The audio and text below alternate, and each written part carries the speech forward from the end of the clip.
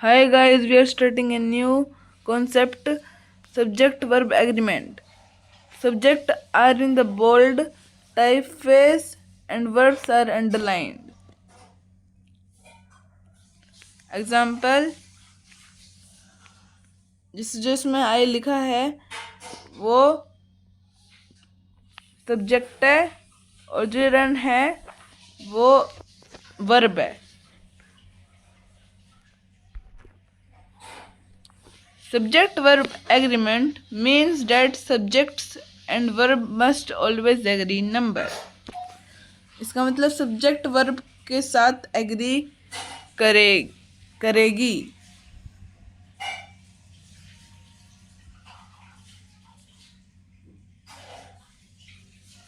तो study the following chart. जो singular subject है वो सिंगुलर वर्ब के साथ एग्री करेगी और जो प्लूरल सब्जेक्ट है वो प्लूरल वर्ब के साथ एग्री करेगी.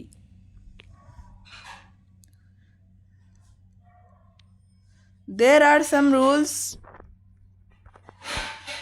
of subject verb and agreement. First is two or more subjects are joined by and are considered plural and require a verb from without a s. मतलब जब to और more subject joined हो and की वजह से तो consider करेगा plural के अंदर और रिक्वायर्ड करेगा विदाउट एस. एस के वजह से रिक्वायर्ड करेगा in verb. Example, Jane, John and Bob walk to the store. मतलब कि जो जैन, जॉन और बॉब है वो स्टोर के लिए जा रहे हैं.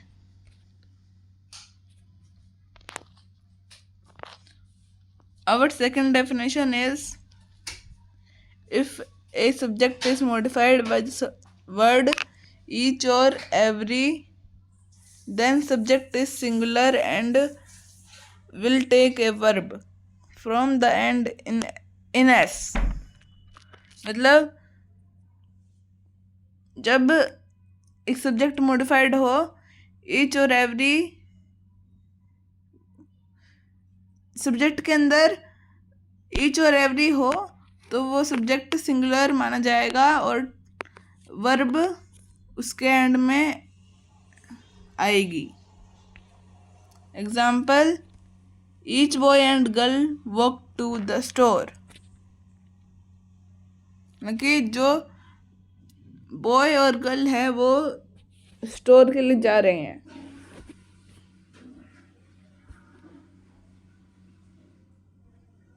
Our third definition is if plural subjects are joined by or, nor or but, the verb must only agree with the subject that is closest to it. मतलब जो कोई प्लूरल सब्जेक्ट और, नॉर और बट के जैसे joined हो तो फिर वो वर्ब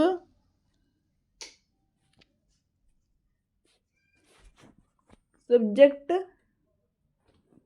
के लिए एग्री करेगी जब वो क्लोजेस्ट के अंदर हो.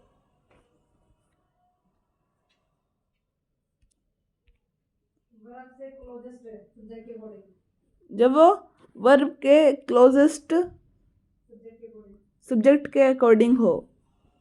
एग्जाम्पल,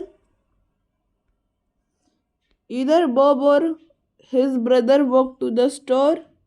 मतलब कि बॉब और उसका ब्रदर स्टोर के लिए जा रहे हैं.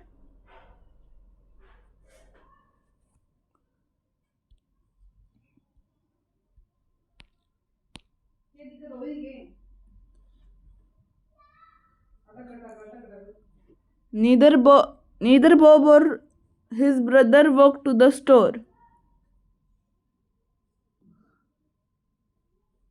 Or store, not Bob but his brother walked to the store. and not Bob but his brother walked to the store.